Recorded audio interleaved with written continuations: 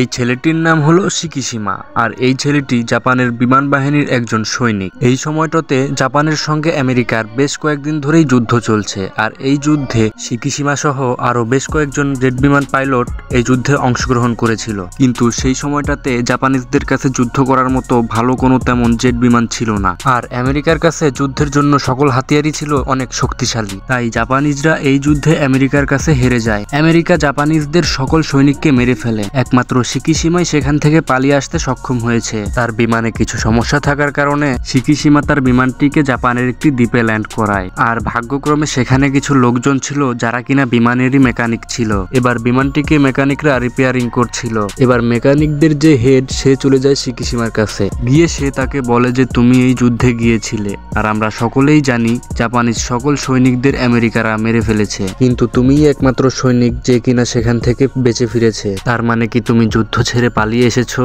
শিকিশিমা তাকে বলে, যুদ্ধে আমেরিকানরা যখন আমাদের সকল সৈনিককে মেরে ফেলেছিল তখন আমি সেখান থেকে পালিয়ে আসতে বাধ্য হয়েছি। তারপর ওই লোকটি শিকিশিমাকে অনেক বাজে বাজে কথা বলতে লাগে, যেটা শুনে শিকিশিমার মনটা অনেক খারাপ হয়ে যায়। আর যাই হোক, সে তো দেশের জন্যই কাজ করত। এরপরে শিকিশিমা সেখান থেকে এসে সাগরের পাড়ে বসে থাকে। এরপরে সে লক্ষ্য করে পানিতে ইঁদুরের মতো কিছু একটা মরে ভেসে আছে, কিন্তু সে ব্যাপারটাকে তেমন কোনো গুরুত্ব দেয় না। রাতে সে যখন মেকানিকদের ক্যাম্পে যাচ্ছিল তখন সেখানে একটি অ্যালার্ম বেজে ওঠে, আর অ্যালার্মটি ছিল বিপদের সংকেত।